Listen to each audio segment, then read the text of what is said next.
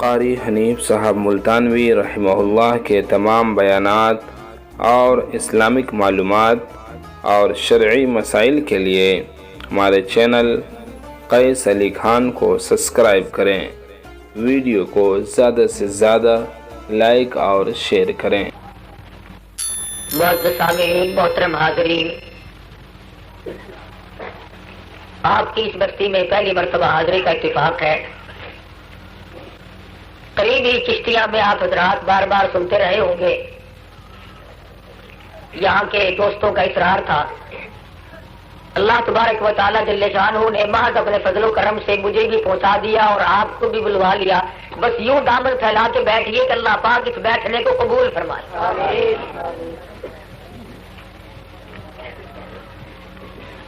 بڑی بے نیاز ذات ہے، کسی کو بخشنے پہ آئیں تو یوں فرما دے کہ جاؤ، تمہارے سارے کردار غلط، تمہارے اعمال غلط، تیری زندگی تباہ، تیرے سارے معاملات روح سیاہی میں گزرے، مگر چونکہ تم نے ایک روز میرے پیاسے کتے کو پانی پلایا تھا، جو میری مخلوق پہ کرم کرتا ہے، جا میں نے تجھ پہ کرم کر دیا۔ بے نیاز ہے، اور کبھی 500 سال کے عبادت گزار کو کھڑا کر کے یوں حکم فرما دے کہ یہ سب کچھ تم نے لوگوں کو دکھاوے کے لیے کیا تھا، اٹھا کر پھینک دو منہ دے منہ جہنم میں۔ بڑا بے نیاز بادشاہ ہے، کبھی نہیں سوچا میں نے اور آپ نے کہ اللہ پاک نے ہم پہ کتنا بڑا کرم فرمایا، مسلمان کے گھر میں پیدا فرمایا، اور کتنا بڑا احسان عظیم ہے اللہ پاک کا کہ خدا بند ذوالجلال نے ہم سب کو سرکار مدینہ صلی اللہ علیہ وسلم کا امتی بنایا۔ اگر میں اور آپ ہم میں سے کوئی یہودیوں کے گھر میں پیدا ہو جاتا تو کلمہ کہاں نصیب ہوتا، سکھوں کے گھر میں پیدا ہو جاتے تو کہاں ایمان کی دولت تھی، ہندو اور مشرکوں کے یہاں پیدا ہو جاتے تو کہاں پر قرآن کریم کی دولت تھی۔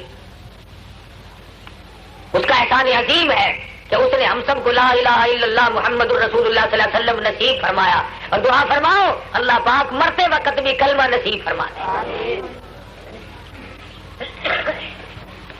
بس عجیب سی زندگی گزر رہی ہے ہم لوگوں کی، ہم نے کبھی یہ غور نہ کیا اور یہ کبھی سوچنے کی زحمت گوارا نہ کی کہ یہ اللہ کا قرآن جو آسمان سے اترا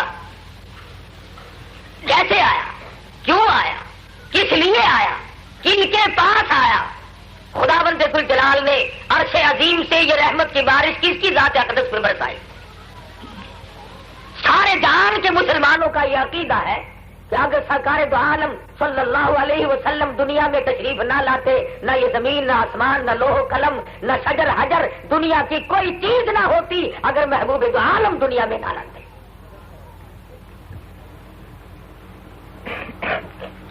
امام الانبیاء محبوب کبریا حضرت محمد مصطفیٰ صلی اللہ تعالی علیہ وسلم کی عجیب و غریب زندگی ہے، تشریف لانے کا نرالا انداز ہے۔ دنیا میں ہزاروں آدمی، لاکھوں کروڑوں آدمی پیدا ہوا، انبیاء بھی تشریف لائے، رسول بھی تشریف لائے، پیغمبر تشریف لائے، نبی تشریف لائے، پر سرکار مدینہ کا انداز عجیب و غریب ہے۔ وزیر اعظم اگر کسی کے دروازے پہ بھیک مانگے اس کی شایان شان اس کو بھیک ملے گی، گورنر مانگے اس کی شایان شان بھیک ملے گی، ملک کا صدر اگر اپیل کرے اس کی شان کے مطابق اس کو خیرات ملے گی، اس کو مراد ملے گی، ڈی سی کمشنر مانگے تو ان کو اپنے عہدے کے مطابق ملے گی۔ اور لوگوں، ابراہیم خلیل اللہ ہزاروں انبیاء کرام کا جد امجد ہو کر اسماعیل ذبیح اللہ کو پاس بٹھایا، مائی ہاجرہ کو پاس بٹھا لیا، مائی سارہ کو پاس بٹھایا ہوا ہے۔ غلاف کعبہ پکڑ کر ابراہیم علیہ السلام نے دعا مانگی، اور مانگنے والا جب خلیل اللہ ہو تو خدا بند عالم ہلکی شے کیوں عطا فرما دیتے۔ فرمایا وَإِذْ يَرْفَعُ إِبْرَاهِيمُ الْقَوَاعِدَ مِنَ الْبَيْتِ وَإِسْمَاعِيلُ رَبَّنَا تَقَبَّلْ مِنَّا إِنَّكَ أَنْتَ السَّمِيعُ الْعَلِيمُ۔ ابراہیم علیہ السلام دعا مانگ رہے ہیں، اے میرے میرے پروردگار یہ بیت اللہ میں نے تعمیر کر دیا، تیرے حکم سے میں نے بنایا، جنت سے آیا ہوا گھر ہے، اب اس کو 4 چاند لگانے کے لیے، اب اس کی شان کو بلند کرنے کے لیے، اس کی عظمت کو دوبالا کرنے کے لیے میں خلیل اللہ تیرے در پہ جولی پھیلا کر بھیک مانگتا ہوں۔ اے میرے ابراہیم کیا مانگ رہے ہو؟ دولت مانگ رہے ہو؟ فرمایا نہیں۔ سونا مانگتے ہو؟ فرمایا نہیں۔ چاندی مانگتے ہو؟ فرمایا نہیں۔ دنیا کی بادشاہت مانگ رہے ہو؟ فرمایا نہیں۔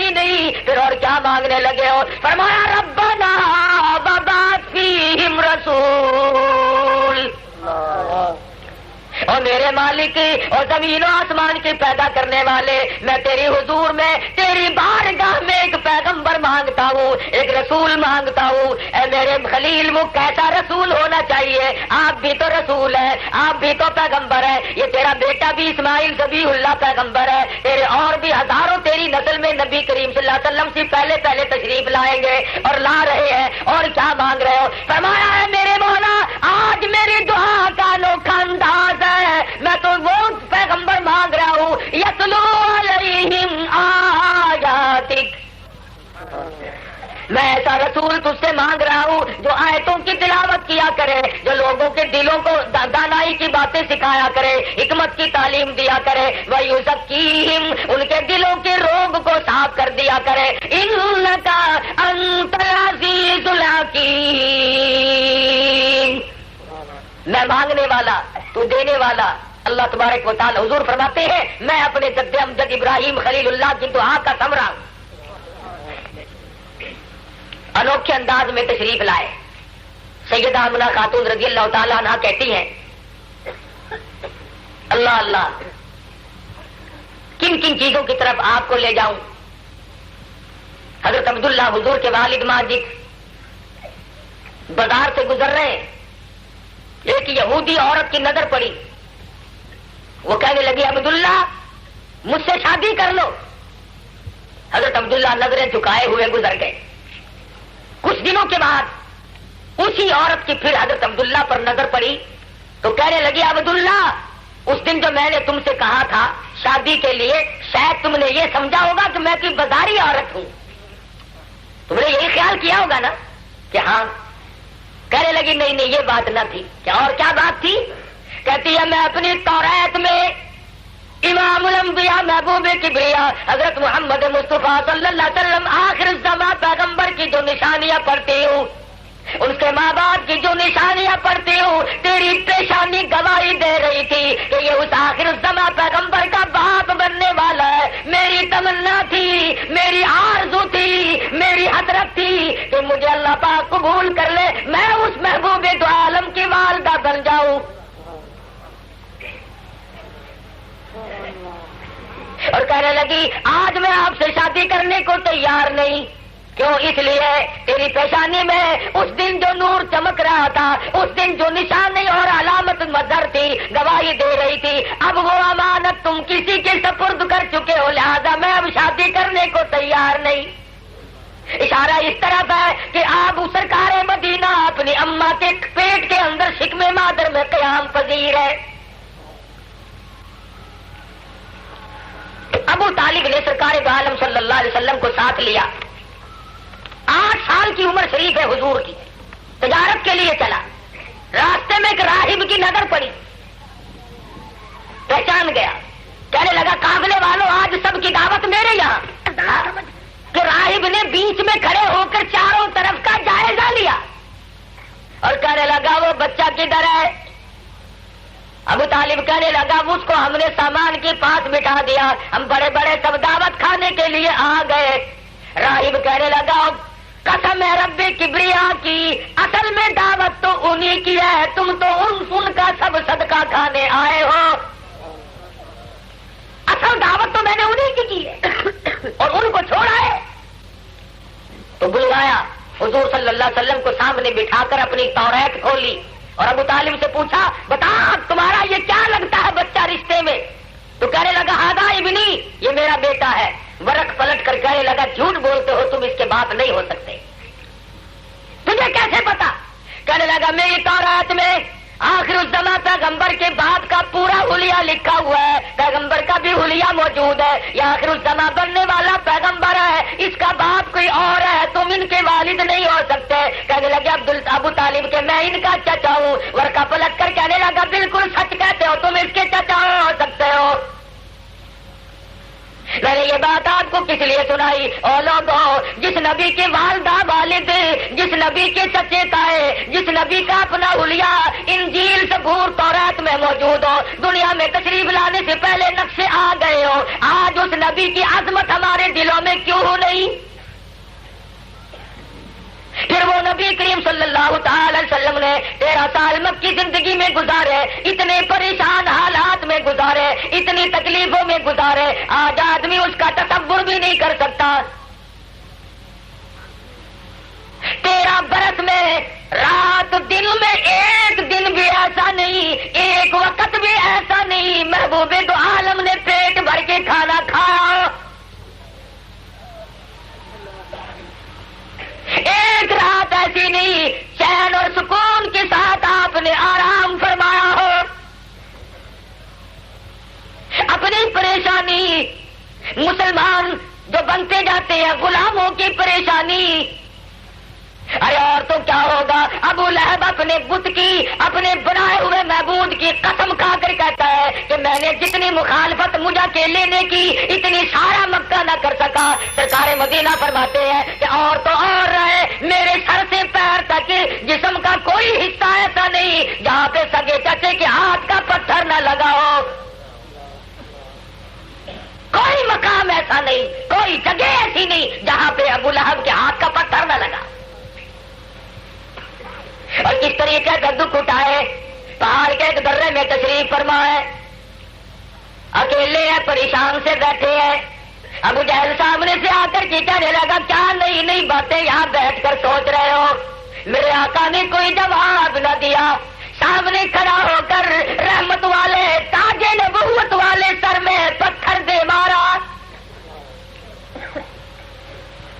بے سہارا سمجھ کے مارا، بے آسرا سمجھ کے مارا، بے وارث سمجھ کے مارا، اس کا وارث کوئی نہیں۔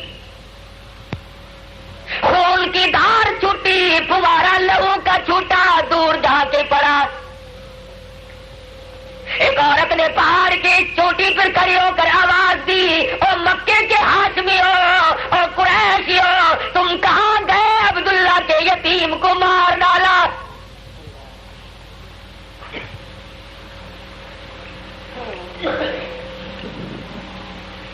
طائف میں پتھروں کی بارش ہو رہی ہے، سر سجدے میں رکھتے ہیں تو اونٹ کا سارا اوج لا کر پشت پہ رکھ دیا جاتا ہے۔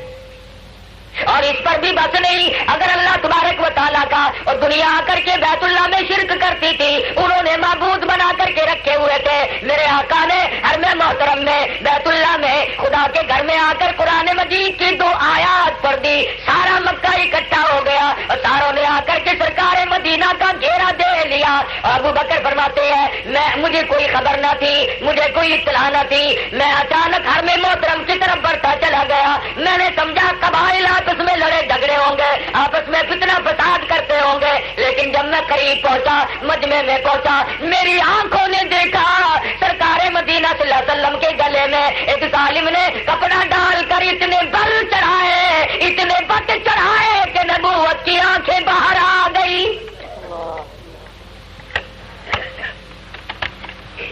شہنشاہ کائنات کا گلا گھونٹ دیا گیا۔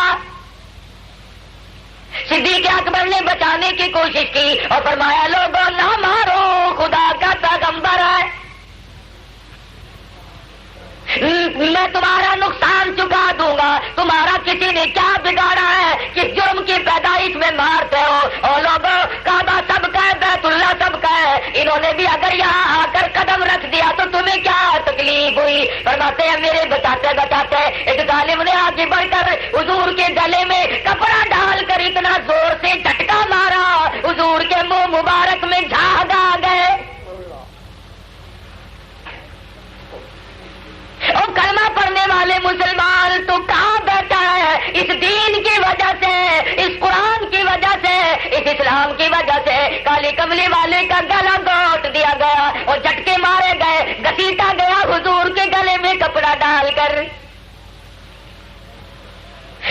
فرماتے ہیں میں نے چھڑانے کی کوشش کی، مجھے ظالموں نے اتنا مارا کہ تیسرے روز جا کے ہوش آیا۔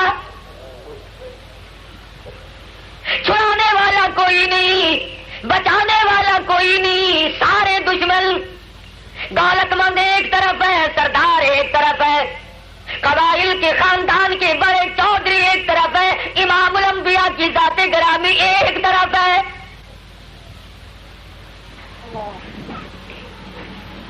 سیدہ عائشہ صدیقہ سب کہو رضی اللہ تعالیٰ عنہ فرماتی ہے کہ محبوب دو عالم صلی اللہ علیہ وسلم ایک روز بھوک کی وجہ سے ابو بکر کے یہاں تشریف لے گئے، اس نیت سے، اس ارادے سے ابو بکر کے یہاں کچھ موجود ہوگا، کچھ نوش فرمائیں گے۔ حضور جب پہنچے ابو بکر صدیق سے فرما ابو بکر کوئی کیا حال ہے تیرا؟ حضرت ابو بکر نے عرض کیا میرے آقا آج میرا تیسرے دل کا فاقہ ہے۔ دونوں اکٹھے ہو کر کے چلتی ہے، چلو عمر بن خطاب رضی اللہ تعالیٰ عنہ کے یہاں چلتے ہیں، شاید ان کے یہاں کوئی چیز دستیاب ہو جائے۔ دونوں اکٹھے ہو کر کے پہنچے، جا کے پوچھا اے عمر فاروق تمہارا کیا حال ہے؟ کہنے لگا آج میرا 4 دن کا فاقہ ہے۔ تینوں اکٹھے ہو کر کے سرکار مدینہ صلی اللہ علیہ وسلم کے ساتھ چلے، سیدنا علی مرتضیٰ رضی اللہ تعالیٰ عنہ کے یہاں پہنچے، ان سے پوچھا بتاؤ تمہارا کیا حال ہے؟ سیدنا علی مرتضیٰ فرمانے لگے آج میرا 5 دن کا فاقہ کر کے مشورہ کر کے ابو ایوب انصاری رضی اللہ تعالیٰ عنہ کے مکان پہ پہنچے۔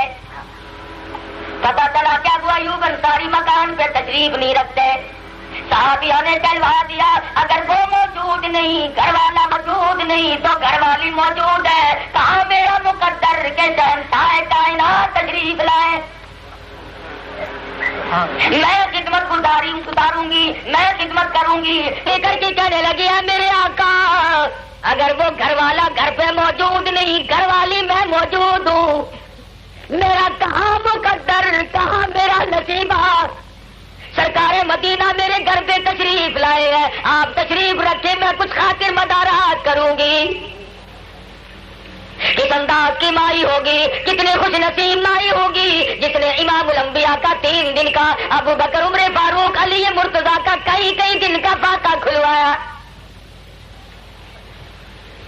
کھجوریں بھیج دی، سرکار مدینہ خود بھی نوش فرما رہے ہیں، صحابہ کرام کو بھی اٹھا کر کے دے رہے ہیں، ابھی 2-4 دانے آپ نے نوش فرمائے تھے، تناول فرمائے تھے، فرمانے لگے وہ لوگوں ثم لتسألن یومئذ عن النعیم۔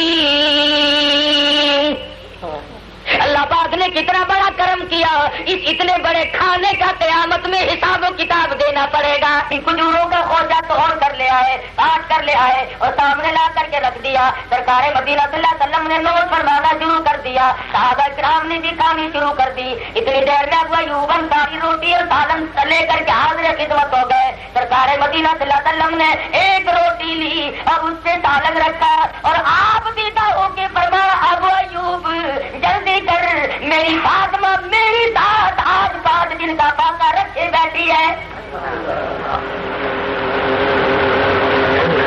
حضرت میں پہنچا آؤں گا، آپ تو تلاول فرمایا تم نہیں جانتے اصل تو ساری امت کے بارے میں میرا یہ کردار ہے، اور فاطمہ میری جگر کا ٹکڑا جب تک اسے روٹی نہ پہنچ جائے میرے حلق سے گزرے گی نہیں۔ کتنی مصیبتیں، اور یہ اضطراری نہیں، ایسا نہیں ہے کہ سرکار مدینہ نے کبھی کچھ دیکھا ہی نہیں تھا، بہت کچھ ملتا تھا، سارے کا سارا صحابہ کرام میں، مدینہ کے فقراء میں سب میں تقسیم کر دیا جاتا ہے۔ المومنین سیدہ خدیجہ رضی اللہ تعالیٰ عنہ شعب ابی طالب میں صحابہ کرام کے ساتھ قید کی زندگی گزار رہی ہے۔ اندازہ لگاؤ مسلمانوں، مکے کے لوگ دودھ پیے، مکھن کھائے، سبزیاں ترکاریاں کھائے، اور سرکار مدینہ اور آپ کے تابع داروں کو آٹا دانا مول بھی نہیں ملتا۔ حضرت خدیجہ کے قریب کھڑے ہو کر کے آپ نے چہرے پہ نظر ڈالی، فرماتے ہیں جب میری نظر پڑی آنکھوں میں آنسو دیکھے، پوچھا میری خدیجہ کیا بات ہے 25 سال میری ساتھ گزار بیٹھی ہو، میں نے افسردہ پریشان کبھی نہیں دیکھی، آج پریشان کیوں بیٹھی ہو؟ عرض کرنے لگی میرے ماں باپ آپ پہ قربان ہو جائے، میں اپنے اوپر جھیل سکتی ہوں، جھیل رہی ہوں، برداشت کر رہی ہوں، یہ چھوٹی چھوٹی بچیاں، یہ رقیہ، یہ ام کلثوم، یہ 5 برس کی فاطمہ، بھوک کی وجہ سے ان غریبوں کی آواز تک نکلنی بند ہو گئی۔ اندازہ لگا مسلمان جب اس ماں کا کلیجہ کیا پڑکا ہوگا، کس قدر تڑپا ہوگا، اس کے دل پر کیا بیتی ہوگی جس ماں کی سامنے اس کی چھوٹی چھوٹی بچیاں بھوک کی وجہ سے آواز تک نہیں نکل سکتی۔ سرکار مدینہ جنگل کی طرف تشریف لے گئے، ایک صحابی نے ہدیہ پیش کر دیا، حضور واپس تشریف لائے، اپنی بچیوں کو آواز دے کر کے بلایا، قطار میں بٹھا لیا، رحمت والے ہاتھوں سے اپنی چولی میں سے جھاڑیوں کے پتے نکال کر اپنی بیٹیوں کو تقسیم فرمائے اور فرمایا میری بچیوں، اللہ پاک نے خوراک کا انتظام کر دیا ہے، تمہارے ذمہ اس کا شکر ادا کرنا واجب ہے۔ اور لوگوں، پیغمبر کی بیٹیوں نے جھاڑیوں کے پتے چبا چبا کر قرآن کی عظمت کو برقرار رکھا، دین اسلام کی ہر وقت ترویج کی، اس کی شاعت کے لیے ہر وقت رات دن کوشاں رہی۔ اب مکھن دودھ کھا کر سینکڑوں نعمتیں، ہزاروں نعمتیں کھا پی کر اللہ کو یاد کرنے کو تیار نہیں۔ پھر خدا ہمیں کہتا چلو اگر تم یوں کر رہے ہو تو سنو، فرمایا کلوا وتمتعوا قلیلا انکم مجرمون، کھا لو پی لو مزے اڑا لو چند دنوں کے لیے، متاع قلیل، تھوڑے دنوں کا سودا ہے، ہم تمہاری زندگی کے ایک ایک سانس کا حساب و کتاب لیں گے۔ کیا تھوڑے دکھ اٹھائے؟ پیغمبر صلی اللہ علیہ وسلم نے بھی مصیبتیں برداشت کی، حضور ہجرت فرما کر مدینہ طیبہ میں تشریف لے گئے۔ سیدہ زینب رضی اللہ تعالیٰ عنہا حضور کی بڑی صاحبزادی مکہ معظمہ میں رہ گئی۔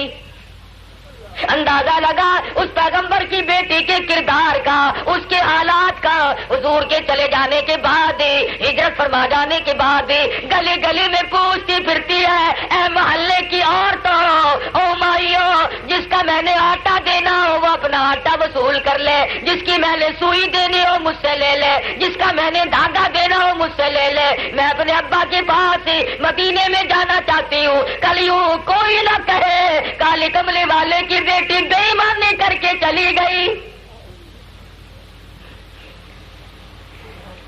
تمہیں کیا قدر ہو سکتی ہے دین کی؟ تمہارا کیا خرچ ہوا اس قرآن پہ، اس اسلام پہ ہمارا کیا خرچ ہوا ہے؟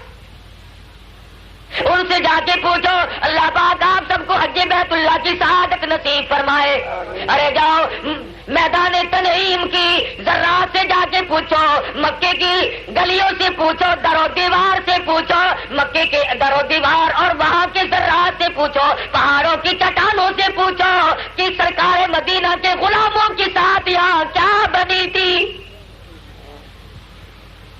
کتنے دکھ اٹھائے صحابہ اکرام نے۔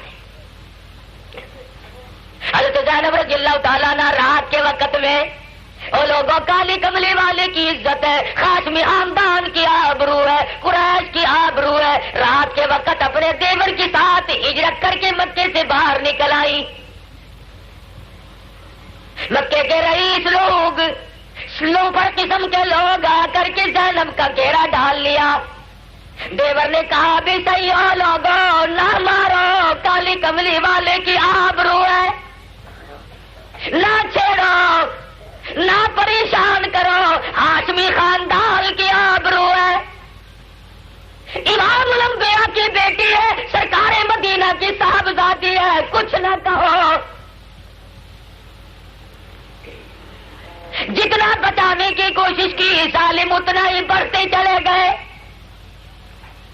بالآخر ایک ظالم آگے بڑھا، حضرت زینب کے شکم پہ، پیٹ پہ نیزہ مار دیا۔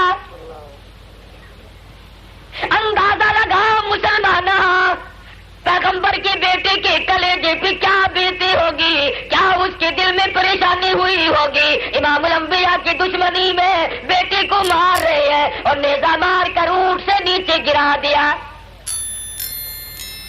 मुहर्री कहता है हजरत ज़ैनब हमल से थी, साकित हो गया और पकड़ कर वापस मक्के में ले आए। नबी की बेटी को नहीं जाने देंगे, नबी की बेटी को हिजरत नहीं करने देंगे, जान बचा करके नहीं जाने देंगे।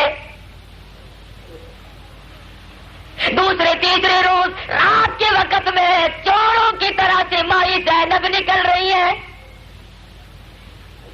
बड़ी मुश्किल से मदीने पहुंची, सारे रास्ते में लहू बंद नहीं होता, खून बराबर चल रहा है, सूख करके कांटा बल गई। इमाम अंबिया की नजर पड़ी, फरमाया तेरी बेटी क्या हुआ?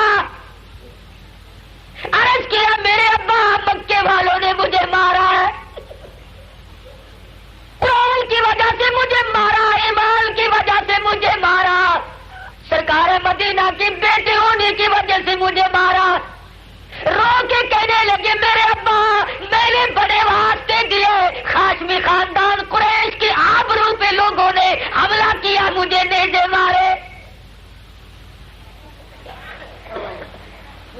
हुजूर सल्लल्लाहु अलैहि वसल्लम की आंखों में आंसू आ गए। फरमाया मेरी बेटी तुझे मुबारक हो, तुझे भी इस्लाम और कुरान की वजह से मार खानी पड़ी। तेरा अब्बा रोजाना मार खाता था।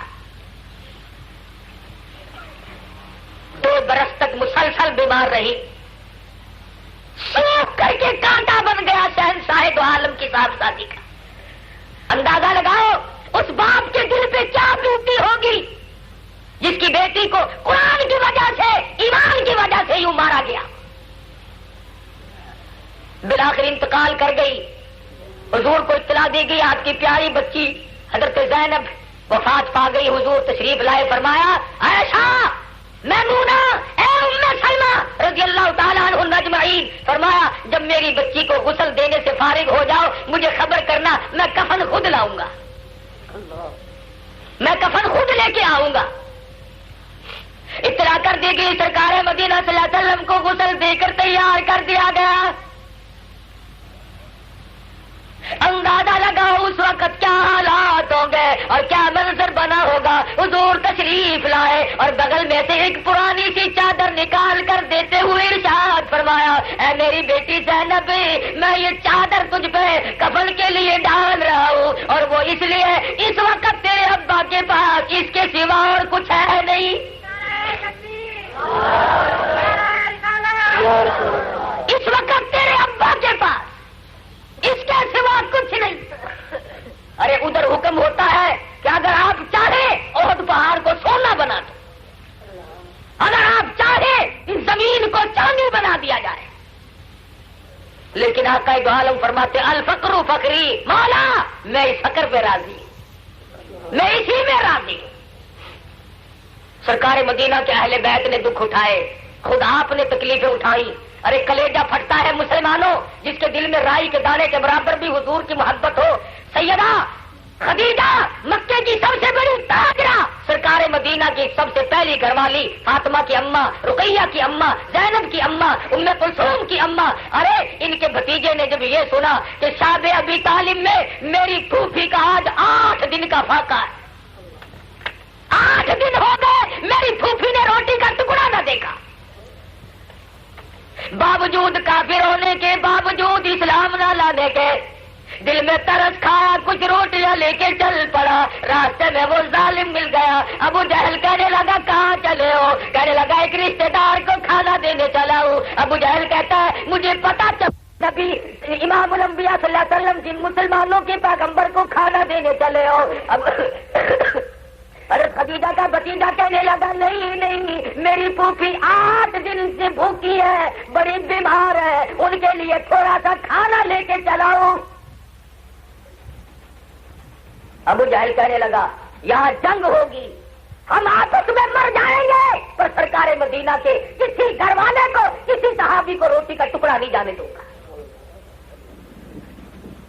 मुसलमान औरत साथ होकर 8 दिन का फाका, आंखों से न देखा रोटी का टुकड़ा। और ये है कौन? मक्के की सबसे बड़ी ताजरा, रही था जिसने लाखों की तादाद में सरकार मदीना की जात अक़दस पे यूं बहा दिया। उधर सहाबा इकराम रिज़वानुल्लाह ताला अलैहिम अजमईन की जमात ने اپنے اپنے وقت میں کیا کمال کیا ہے. میں اور آپ بھی مسلمان بنے بیٹھے ہیں بھائی، اس سے بڑے ہم لوگ ٹھیکیدار بنے بیٹھے ہیں. آئے کبھی سوچا تو کر کہ بھائی اس کی کیا قیمت لگتی ہے؟ ذرا جا کے ان صحابہ کرام سے پوچھو. نوجوان ہے، خوبصورت ہے، اعلیٰ درجے کی پوشاک پہنتا ہے، کپڑے پہنتا ہے. نوجوان ہے، خوبصورت ہے، اعلیٰ درجے کی پوشاک پہنتا ہے، کپڑے پہنتا ہے. مسلمان بن گیا، سرکار مدینہ صلی اللہ علیہ وسلم کی غلامی قبول کر لی. پتہ چل گیا دوسرے بھائی کو میرا چھوٹا بھائی مسلمان بن گیا ہے. بازو پکڑ کر کہنے لگا میں نے سنا تو اس جادوگر کے پاس جاتا ہے. صحابی کہنے لگا جاتا ہوں نہیں، میں تو ان کی غلامی کبھی سے قبول کر چکا ہوں.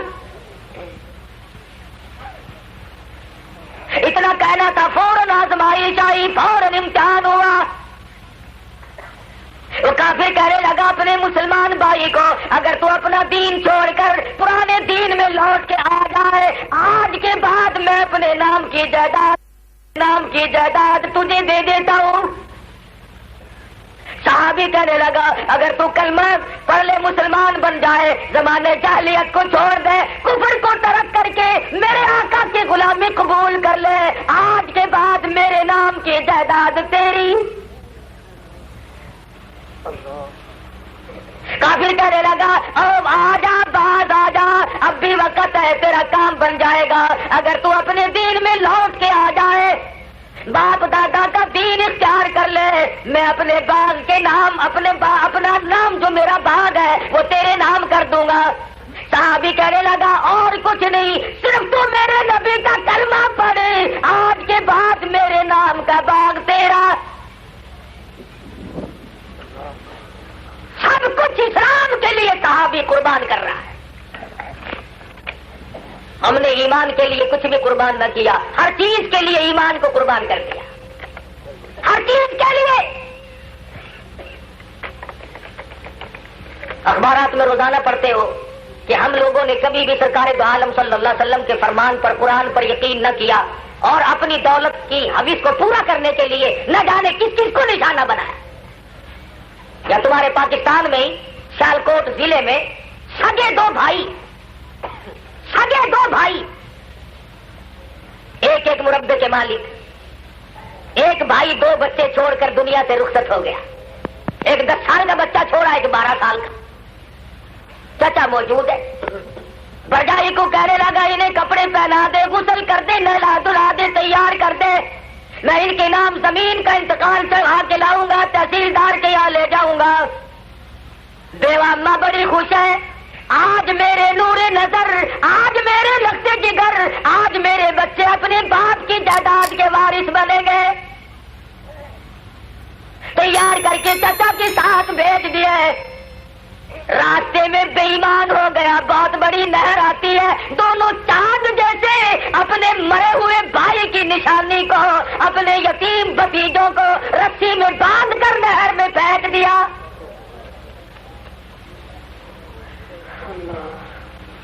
میرے بچے 2 مربوں کے مالک بن جائیں گے. بھائی کا نام و نشان مٹا کے بڑا خوش ہو رہا ہے. خدا کی شان، بچے ہوتا زن ہو رہے تھے، اوپر نیچے آ رہے تھے، بیلدار کی نظر پڑی، اس نے دوپٹہ پھینک دیا، ایک بچے نے پکڑ لیا، باہر نکل آئے. حیران تھے لوگ کہ یہ عجیب و غریب صورت، یہ اتنے حسین و جمیل بچے ایک رسی میں بندھے ہوئے ہیں، تمہیں نہر میں ڈالا کس نے، تم کیسے گر گئے؟ یہ 3 بچے رو کے کہنے لگے سدا چچا ہمارا ڈھکا دے کے چلا گیا.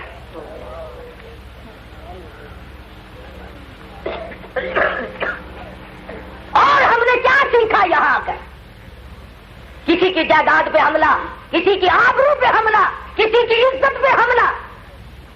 ارے مسلمان تو سرکار مدینہ کے غلام کبھی ایسے تھے، یہودی لوگ مسلمانوں کے جانی دشمن، ایمانی دشمن، قرآنی دشمن، اسلامی دشمن. لیکن جب وہ 2 سال کے لیے تجارت کے لیے جاتے تھے، اپنی جوان بیٹیاں، اپنی جوان بہنیں مسلمانوں کے گھروں میں امانت کے طور پر چھوڑ جاتے تھے. انہیں کتنا یقین تھا کہ کالے کی طرف کبھی بھی غیر نظر اٹھا کے نہیں دیکھ سکتا. اور آج ہم مسلمان ہیں, ہماری کیفیت دیکھو کیا بنی ہوئی ہے. یوں آبرو ہماری دنیا ہی میں لٹ رہی ہے, آخرت میں جانے خدا کیا حال بنائے گا ہمارا. فرمایا یومئذ تحدث اخبارہا, قیامت کے دن زمین اٹھ کر آئے گی, ٹکڑے اٹھ کر آئیں گے. کہیں بیٹھک کی زمین آئے گی, کہیں دیرے کی زمین آئے گی, کہیں رن کھیتی کی زمین اٹھ کر آئے گی اور گواہی دے گی لاگی اس نے فلاں عورت نے فلاں مرد نے مجھ پہ بدماشی کی تھی. پرانے لوگوں یومئذ تحدث اخبارہا, زمین بول بول کر خبریں دے گی, گواہی دے گی. الہی مجھ پہ چوری کی تھی, مجھ پہ بیٹھ کے جوا کھیلا تھا, مجھ پہ شراب پی تھی, اور کسی کی گواہی یوں دے گی الہی مجھ پہ پچھلی رات کو اٹھ کر سجدہ کیا, اتنی دعا مانگی, اتنا رویا, مجھے رو رو کر کے گیلا کر دیا. والذین یبیتون لربہم سجدا وقیاما, وہ لوگ کتنے کامیاب ہیں جن کے دن جن کی راتیں بیت جاتی ہے سجدوں میں اور قیام. کسی کی گواہی دے گی زمین مجھ پہ قرآن مجید کی تلاوت کیا کرتا تھا, کسی کی گواہی دے گی مجھ پہ بیٹھ کے رو رو کر اپنی مغفرت کی دعائیں کیا کرتا تھا. کیا جواب ملے گا؟ اور اس کے علاوہ اور دیکھو لوگوں, قرآن کریم ہے, یہ کسی فرقے کا مسئلہ نہیں, کسی آدمی کا مسئلہ نہیں, کسی جماعت کا مسئلہ نہیں. فرمایا وَأُرِضُوا عَلَىٰ رَبِّكَ صَفًّا, اللہ کی عدالت میں میدان حشر میں صفیں بنی کھڑی ہے لوگوں کی, زانی خود بخود زانیوں کی صف میں کھڑا ہو جائے گا. اس دن عیب کھل جائیں گے, بھتیجے بھی, بھانجے بھی, بیٹے بھی, بیٹیاں بھی, نواسے بھی, تمام رشتے دار دیکھیں گے. ہم تو بڑا شریف آدمی سمجھتے تھے, او میرے ابا, او میرے دادا, او میرے پردادا, او میری امی, اے میری خالہ, اے میری پھوپھی, ہم تو نیک سمجھتے رہے. آج زانیوں کی, بدماشوں کی صف میں کیوں کھڑے ہو؟ آواز آئے گی وَامْتَازُوا الْيَوْمَ أَيُّهَا الْمُجْرِمُونَ, اور مجرموں الگ ہو جاؤ میرے نیک بندوں سے. لِيَمِيزَ اللَّهُ الْخَبِيثَ مِنَ الطَّيِّبِ, نیک و بد میں امتیاز کر دیا جائے گا. نمازیوں کی صفیں الگ ہے, شرابیوں کی الگ ہے, ڈاکوؤں کی الگ ہے, قاتلوں کی الگ ہے. کون اس وقت کسی کے کام آئے؟ اور خود کہیں گے وَوُضِعَ الْكِتَابُ فَتَرَى الْمُجْرِمِينَ مُشْفِقِينَ مِمَّا فِيهِ وَيَقُولُونَ يَا وَيْلَتَنَا مَا لِهَذَا الْكِتَابِ.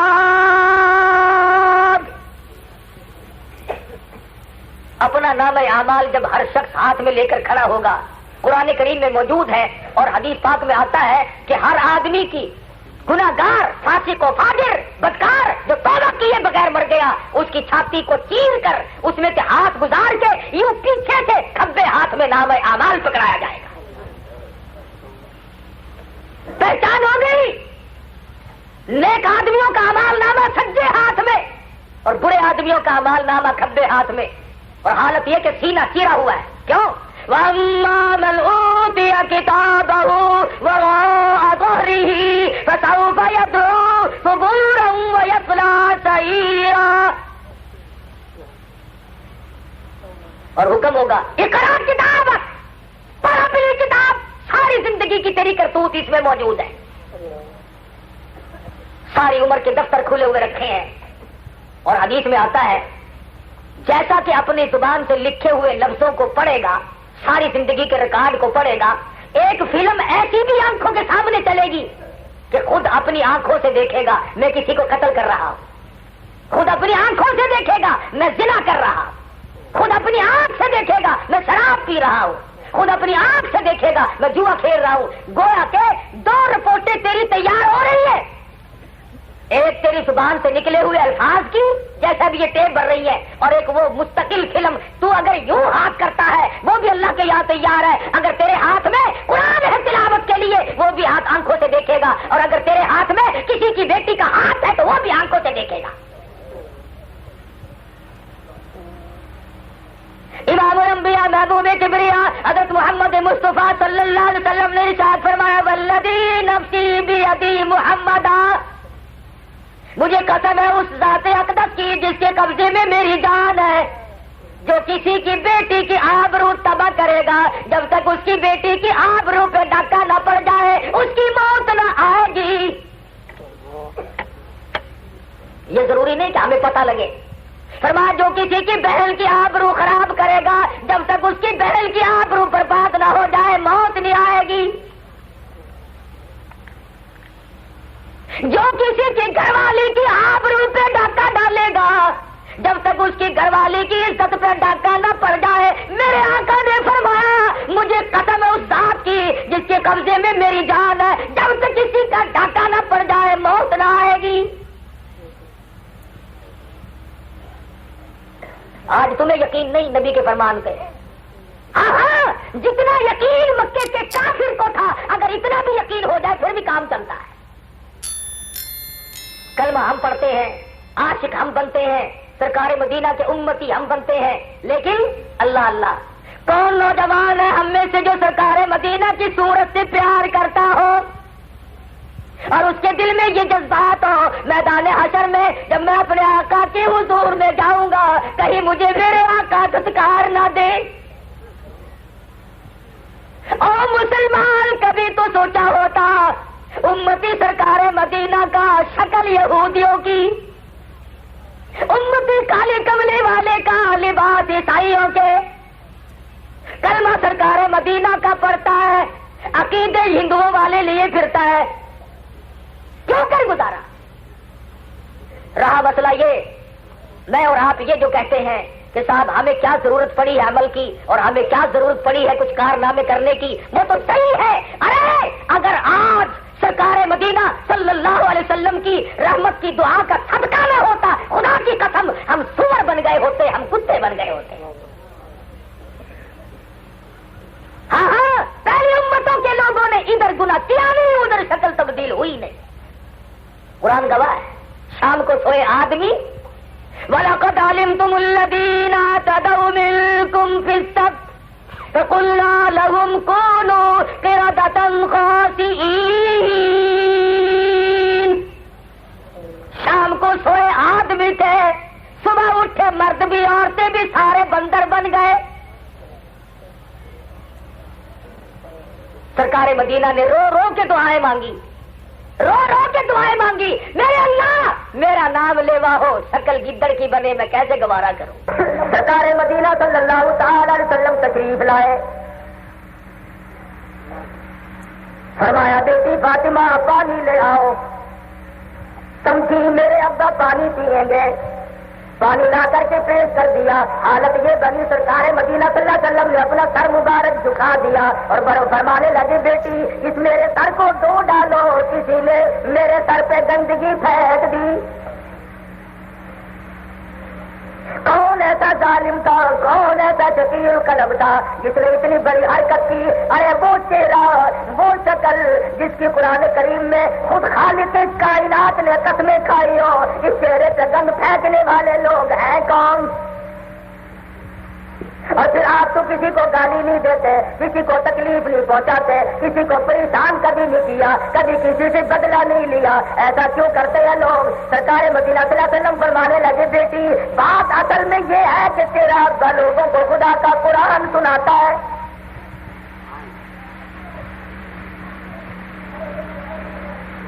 سرکار بازار میں پھر تشریف لے گئے، قرآن مجید کی تلاوت شروع فرما دی. کتنے سنگ دل تھے وہ لوگ، زبان مصطفیٰ ہو، کلام خدا ہو، پتھر پگھل جائے وہ نہ پگھلے. بلاخر چاروں طرف سے پتھروں کی باری شروع ہوئی، ہڈیاں لگنے لگی، روڑا پتھر برسنے لگا، آپ کا جسم اقدس خون میں لت پت ہو گیا۔ ایک عورت نے کوٹھے پہ چل کر آواز دی، اے زینب تم کہاں گئی؟ تمہارے ابا کو لوگوں نے لو لہان کر دیا۔ دوڑی ہوئی آتی ہے، پانی کا پیالہ لاتی ہے، اپنے ابا کو لپٹ گئی تو بیٹی کے کپڑے کے خون میں تربتر ہو۔ کیا دکھ نہیں اٹھایا؟ 13 سال تک سرکار مدینہ کے ایک ایک غلام کو وہ سزا دی کہ آج اس کا تصور نہیں کیا جا سکتا۔ دور ہے سب کو رضی اللہ تعالیٰ دورے سے تشریف لے آئے۔ ابو موسیٰ اشعری رضی اللہ تعالیٰ عنہ ملک شام کے گورنر ہیں۔ تو فاروق اعظم نے فرمایا کہ ابو موسیٰ مجھے گورنر ہاؤس دکھلاؤ۔ تو فرمانے لگے کیا کرو گے دیکھ کر؟ تو شک میں اضافہ ہوا کہ اس نے کچھ نہ کچھ سودا ضرور بنا رکھا ہے، دکھانا نہیں چاہتا۔ فرمایا میں ضرور دیکھوں گا۔ کہا چلو آؤ پھر۔ ایک جھوپڑے میں لے گئے اور بعد جو کائنات تھی وہ یہ تھی، ایک مسلح، ایک لوٹا، ایک پیالہ، بس گورنر صاحب کی کائنات ختم۔ فاروق اعظم نے پوچھا اللہ کے بندے یہ تو جھوپڑا ہے، مجھے گورنر ہاؤس دکھا۔ کہنے لگا یہی ہے۔ اس نے کہا کھانے پینے کے برتن بھی نہیں۔ فرمانے لگے 8 دن کی روٹیاں ایک عورت سے اکٹھی پکوا لیتا ہوں مزدوری دے کر، صبح جاتا ہوا کام سے پانی میں بھگو کے چلا جاتا ہوں، دوپہر کو آتا ہوں نمک چھڑک کے کھا لیتا ہوں، یہی ہنڈیا، یہی پیالہ، یہی چمچا، یہی چمچی، یہی ڈونگا، سب کچھ یہی ہے۔ یہ لوٹا وضو کرتا ہوں، پانی بھی پیتا ہوں۔ میں نے کائنات اس لیے زیادہ نہیں بنائی کہ اس وقت میں کیا جواب دے سکوں گا؟ باہو علی ربک صفا۔ الہی یہ چھوٹے گناہ، یہ بڑے گناہ، یہ جتنے ظلم میں نے کیے، میری تو حکومت تھی، اخبار نویسوں کو میں نے پکڑ لیا تھا، پریس میں نے ضبط کر دیے تھے، ریڈیو میرا کام کرتا تھا، ٹیلی ویژن میرے گھر کے چولہے کے برابر کام کرتا تھا۔ الہی یہ لکھنے والا اس وقت تھا کون؟ یہ کہاں چھپا رہا؟ یہ ساری زندگی کا ریکارڈ لکھا ہوا یہاں تک کیسے پہنچا؟ میں نے تو کسی کو چھوڑا ہی نہیں۔ ملک میں قابو آیا تو ملک میں آیا، ورنہ جلائی پیٹ میں پھینک کر اس کا رگڑا نکال دیا۔ یہ کون ہے؟ اللہ کی طرف سے آواز آئے گی وَوَجَدُوا مَا عَمِلُوا حَاضِرًا وَلَا يَظْلِمُ رَبُّكَ أَحَدًا۔ یہ نہ پوچھ کہ یہ لکھا کس نے، بس تو یہ بتا دے ہے تیری کرتوت کے نہیں، یہ تیری کرنی ہے کہ نہیں؟ لگا ہے تو کرنی، پر یہ لکھی کس نے؟ اچھا تو یہ سمجھتا کہ ہم تجھے پیدا کر کے کچھ غافل ہو گئے تھے؟ میں نے اقتدار دیا تھا، میں نے حکومت دی تھی، بجائے اسلام کے نفاذ سے محمد عربی صلی اللہ علیہ وسلم نے جس دین کو 1,29,000 صحابہ کرام کی جماعت نے جس کو کانٹوں پہ لیٹ کر، انگاروں پہ لیٹ کر، اپنے بچوں کے چمڑے اتروا کر، اپنا سب کچھ قربان کر کے جس دین کو اس دنیا میں اجاگر کیا تھا، تم نے اس کو مٹایا۔ صلی اللہ علیہ وسلم کا دیوانہ پروانہ غلام صحابی ہے، فجر کی نماز کے بعد، عصر کی نماز کے بعد فوراً نکل جاتا ہے، بیٹھ کے سبحان اللہ الحمدللہ کی تسبیح نہیں پڑھتا۔ ہر صحابی سوچتا ہے اسے کیا کام پڑ گیا، یہ اتنا جلدی کیوں نکل جاتا ہے۔ ایک روز خود سرکار مدینہ صلی اللہ علیہ وسلم کی نظر پڑی، اشارہ کر کے بلا لیا، ادھر آ، حضور کی خدمت میں جا بیٹھا۔ اور صحابہ کرام کی کیا بات کہوں، تجھے تیرے رشتے دار بلائیں گے، دوست بلائیں گے، عزیز بلائیں گے، ان کا مقدر کتنا، کالی کملی والے خود اپنے پاس بلا رہے ہیں۔ پاس بلا کر فرمایا تو جلدی سے کیوں نکل جاتا ہے؟ صحابی گردن جھکا بیٹھا، فرمایا چھپانا، غم گساری کروں گا، میں تیرا نبی ہوں۔ صحابی کی آنکھوں میں آنسو آ گئے، عرض کرنے لگا غریب ہوں، نادار ہوں، کپڑا نہیں، یہ جو تہمت باندھے بیٹھا ہوں میری بیوی کا دوپٹہ ہے، اس کی نماز کو تاخیر ہوتی ہے، میں جلدی سے نماز کے لیے نکل آتا ہوں، اس لیے جلدی جاتا ہوں کہ وہ نماز پڑھ لے۔ سرکار مدینہ کی آنکھوں میں آنسو آ گئے، فرمایا جلدی جا، پہلے تو گھر والی گھر میں بیٹھی ملا کرتی تھی، آج چوکٹ پکڑ کر جھانک رہی ہے، اللہ والے اپنی نماز ادا کر لی، میرا کیوں فکر نہ کیا؟ صحابی نے کچھ نہ بتایا، ننگا ہو بیٹھا، بیوی نے سر پہ کپڑا لے کر نماز ادا کی۔ تیسرے روز حضور صلی اللہ علیہ وسلم نے کچھ غلہ کچھ کپڑا صحابی کے یہاں پہنچا دیا۔ صحابیہ کہنے لگی مدینے کے ہر مسلمان کے گھر میں اتنا کپڑا غلہ پہنچا ہے؟ صحابی کہنے لگا نہیں تو، پھر کہنے لگی ہماری کیا خصوصیت ہے، ہمارے یہاں کیوں آیا؟ صحابی نے مجبوراً بتا دیا، پرسوں جو تم مجھ پہ برتی تھی، مجھے تاخیر اس وجہ سے ہوئی، سرکار نے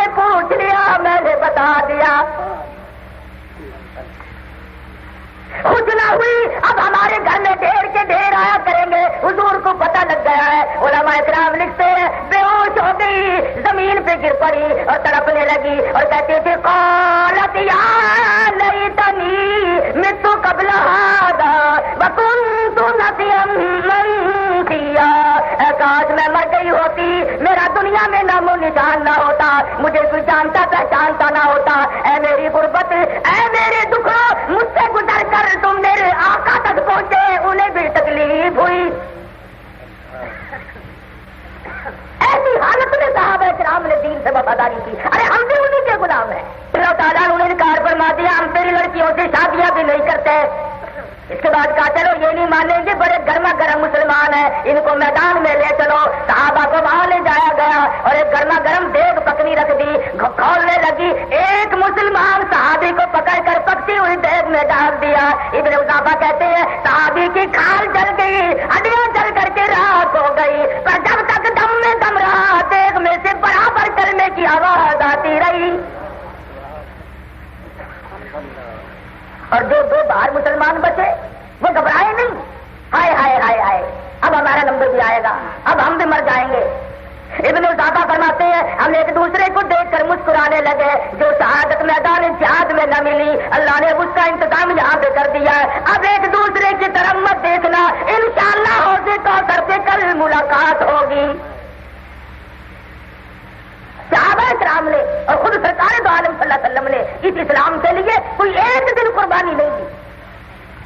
حضرت جابر فرماتے رضی اللہ تعالیٰ عنہ اپنے شاگردوں کو سنانے لگے, فرما رہے تھے ایک جہاد فی سبیل اللہ کرتے ہوئے ایک جنگ میں مسلسل 2 مہینے تک صبح شام رات کی 24 گھنٹے کے اندر جہاد بھی کرنا, جنگ بھی لڑنا, اللہ اللہ بھی کرنی, اور ریشن صرف ایک کھجور کا دانہ ملا کرتا تھا.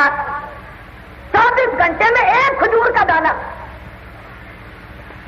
شاگرد نے رو کے پوچھ لیا حضرت گزارا کیسے کرتے تھے؟ فرمانے لگے ارے اس ایک کھجور کے دانے کی بھی تب قدر ہوئی جب وہ بھی نہ ملی.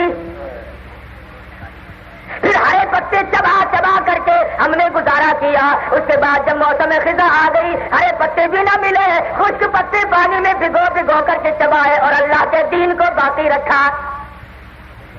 آج ہم مسلمان کیوں اپنے آپ کو پریشان کریں کہ خدائی نظام اور نظام مصطفیٰ صلی اللہ علیہ وسلم کس طرح سے پیچھے رہ جائے گا؟ ہم تو ان بزرگوں کے غلام ہیں کہ وہاں قلت و کثرت کا مسئلہ ہی نہیں تھا.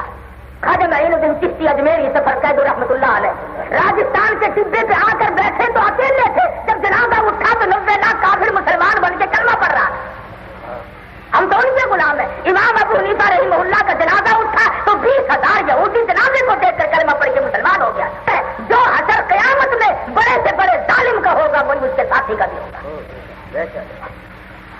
کیا والو, میں تو تمہیں یہ کہنے آیا ہوں, حمر نہ بنو, عبید اللہ بن زیاد نہ بنو, بلکہ حضرت حمر بنو. جنگ گرم تھی, تلواریں چل رہی تھی, جو سر جھکائے ہوئے کچھ سوچ رہے تھے, گھوڑے تو سوار تھے.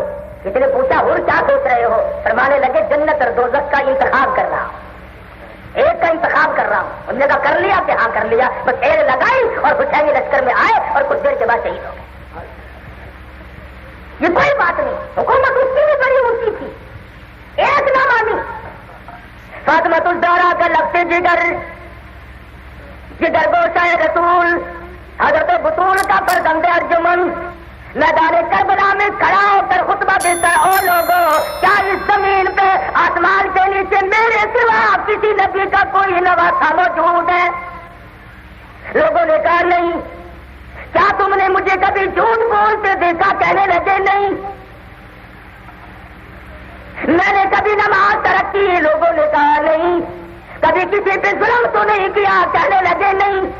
پھر کیا وجہ ہے؟ میرے باپ نے تم پہ ظلم نہیں کیا, میری اماں نے تمہارا چرایا کچھ نہیں, اور میرے نانا کا کلمہ پڑھنے والوں تم میرے نانا کو کیا منہ دکھاؤ گے؟ میرے خون کے پیاسے کیوں بن گئے؟ انہوں نے صاف کہا کہ تیرے خون میں ہاتھ رنگنے کے بعد ہمیں دولت ملتی ہے, ہمیں حکومت ملتی ہے, اس لیے ورنہ جانتے ہم بہت کچھ ہے کہ تم ہو کون, ہمیں اچھی طرح سے پتا ہے. میرا ایمان ہے حسینی خطبہ اگر پہاڑوں کو دیا جاتا تو وہ ریزہ ریزہ ہو جاتا, لیکن وہ دولت کے اندھے, وہ اقتدار کے نشے میں جو چور چور تھے, خدا کی قسم فاطمہ الزہرا کے لفظ جگر سے نکلے ہوئے الفاظ تو کوئی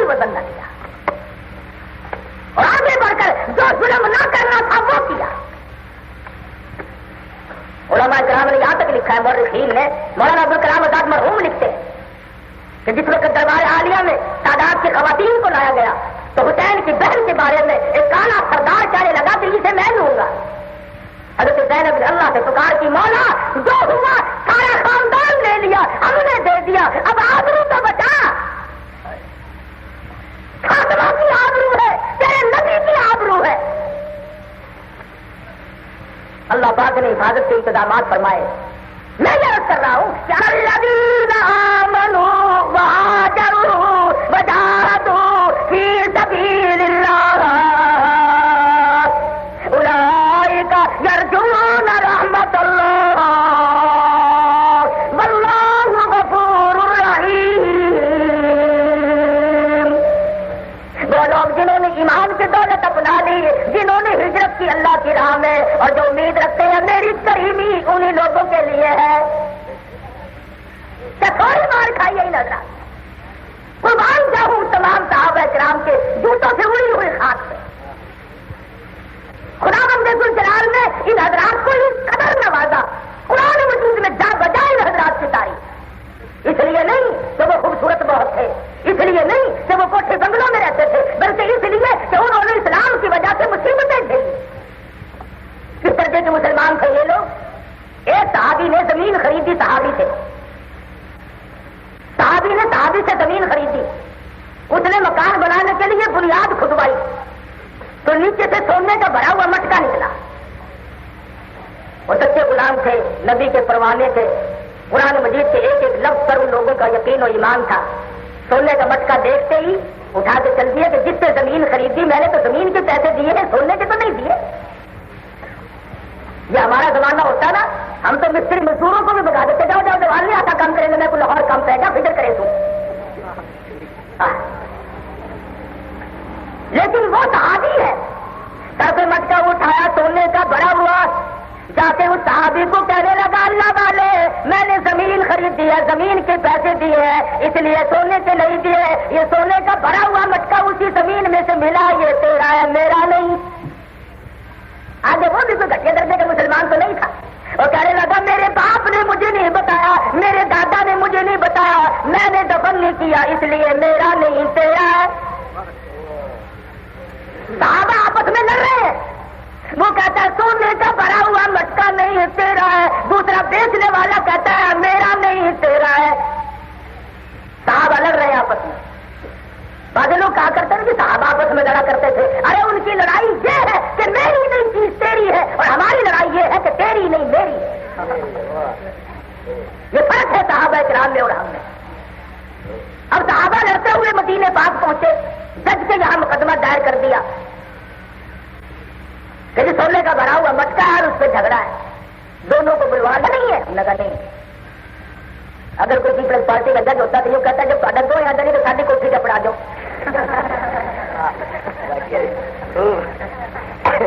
وہ مدینے کا جج ہے, وہ میرے آقا کا غلام ہے, وہ آنکھ رکھتا ہے جس نے لاکھوں مرتبہ سرکار مدینہ کا دیدار کیا ہے. میرا تیرا بھی نہیں, انہوں نے کہا نہیں تیرا بھی نہیں کہ نہیں. ان کی کیا بات کرتا ہوں, حالات ایسے ہیں. میرے جیسا ہوتا تو میں ہی کہہ دیتا کہ مدرسے کی رسید کٹا لے.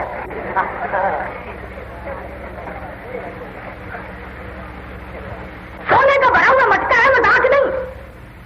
مدینے کا جج بیٹھا ہے, فیصلہ کرتا ہے بتاؤ تمہارے پاس اولاد کیا ہے. ایک صحابی بیچنے والا کہنے لگا لڑکی ہے, جس نے زمین خریدی تھی وہ کہنے لگا لڑکا ہے. مدینے کا جج کہنے لگا نہ تجھے دو نہ اسے دو, نہ تم لیتے ہو, جاؤ اس کی لڑکی تیرا لڑکا, اس دونوں لڑکے لڑکی کی شادی کر دو, اور یہ سونے کا بھرا ہوا مٹکا اس جوڑے کے حوالے کر دو. کیا شاندار فیصلہ ہے میرے آقا کے غلام کا. ہم یہ چاہتے ہیں کہ چشتیہ منڈی اور باول نگر میں یہی فیصلے ہوں. یہ نہیں کہ ذرا سا کسی کو کوئی غصے ہوا اس نے جا کر کے فوراً کہہ دیا ہے سچو صاحب کو اور فلانے بلڈنگ تھی فوراً پڑھو جی چل بھائی. ادھر قتل کر کے عدالت تھانے میں گئے, ادھر گھنٹی کھڑکی کون صاحب نے میں جی ونڈا جچو صاحب ساڈا بندہ کچھ نہیں آخنا, وہ بادشاہ مار صاحب ساڈے پھر وقت دے ابھی کوشش میں وایا ہوا بلا اور قتل ملک میں کیوں نہ ہو. گاجر گولے کی طرح 5-6 سال میں آدمی کٹا ہے. کس کے ذمہ ہے یہ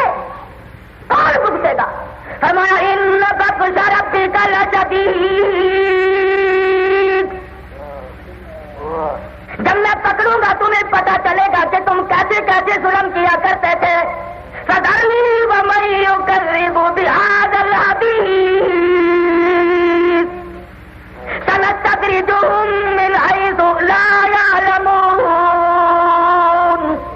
واملی لهم ان کیدی متین. اے میرے نبی جو آپ کو تنگ کرتے ہیں چھوڑو انہیں میرے حوالے کرو. جب میں رگڑ لگاؤں گا پھر ان کو چھڑانے والا کوئی نہیں ہوگا. پھر ان کو سفارشی بھی نہیں ملیں گے, سفارشی بھی نہیں ملیں گے, پھر کوئی حالات ان کو نہیں مل سکتے. علماء کے خلاف نوجوانوں کے ذہن بگاڑے, عادتیں بگاڑی, وہ پریشان کیا کہ یہ مولوی آئے آئے آئے مولوی تو اتنا برا ہے. ہمارے ملتان کے ایک وزیر نے تقریر کرتے ہوئے کہا کہ میں ان مولویوں کے پیٹ پھوڑ کر حلوہ نکالوں گا. تو اگلے دن میں نے کہا پھوڑنے کی کیا ضرورت ہے, صبح آ جانا انشاءاللہ یوں نکلایا دے دیں گے, پھوڑ کر حلوہ نکالیں. بھلا تم نے کبھی کھلایا ہے؟ ارے تمہارے دروازوں پہ فقیر آتا ہے, کوئی آٹا لے گیا, کوئی روٹی کا ٹکڑا لے گیا, کوئی کپڑا لے گیا, کوئی پیسہ ٹکا لے گیا. یہ جتنے بڑے بڑے ہیں نا, ادھر کوئی فقیر آ کر چلا گیا کتنے چل رہا ہے یہ خیرات میں پتا نہیں ہے فلانے ماں صاحب کو طرف ہے. فقیر کو ڈکے اور کنجری کو کچھ آم دے دے, تھی دیر کر کے آئی ہو.